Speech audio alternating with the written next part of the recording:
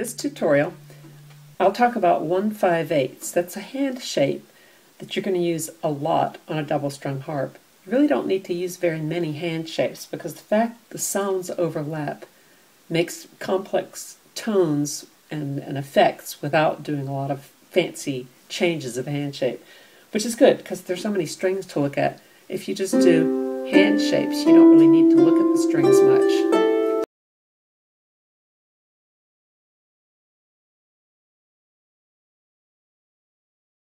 So the first one I'll teach, and the most common one that I use, is the 1-5-8.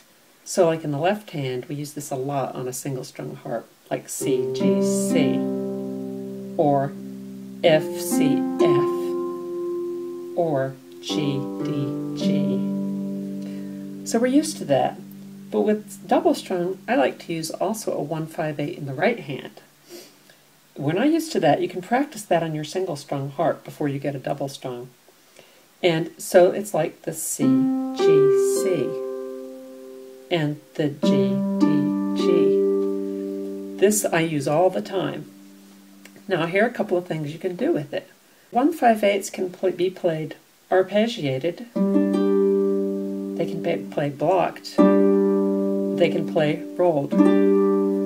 So if you're doing the next technique I'm going to show you, I call stacked 1-5-8ths because it's the same chord in the left hand and the right hand, but instead of them being in the same register, one of them goes up an octave. So the neat effect is that your thumb here is playing the same note that your fourth finger is playing. You can't do that on a single strum. Now let's do that stacked 1-5-8 as blocked 1-5-8ths. That might be dramatic in a tune. You can do rolled, or just plain. But with rolled you can always hold off on something like, I think that's beautiful. Then you can also do arpeggiated.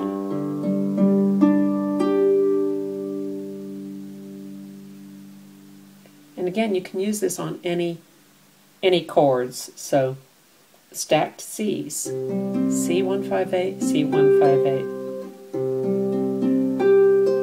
F, D, blocked, rolled, arpeggiated, all pretty. Next is a technique I call the staggered 1-5-8.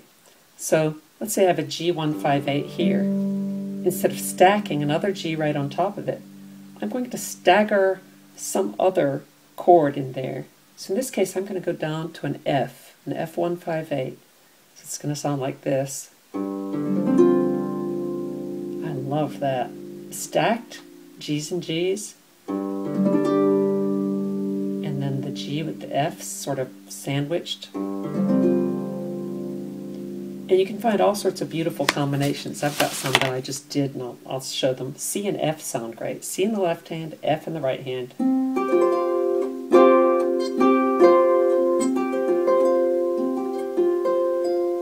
Let's see. F in the left hand and C in the right hand is cool. That's your rolled. I hesitated and then rolled the rest. And it's really, I'll slow it down so you can hear it better. Isn't that cool? I love it. So it sounds complex, but you're really just doing this with your right hand and this with your left hand. But it sounds like only on the double strung can this happen.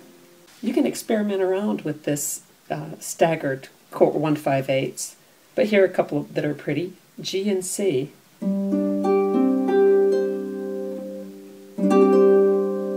and D are pretty.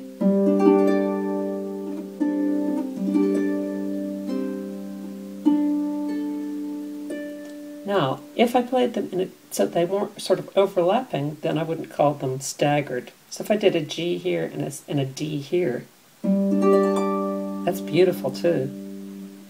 That's something you can do on a single strum. Let's see. But here we're going to do it on the double strum. Different effect in the same register. Let's see. Also a D in the left hand and an A in the right hand is very cool.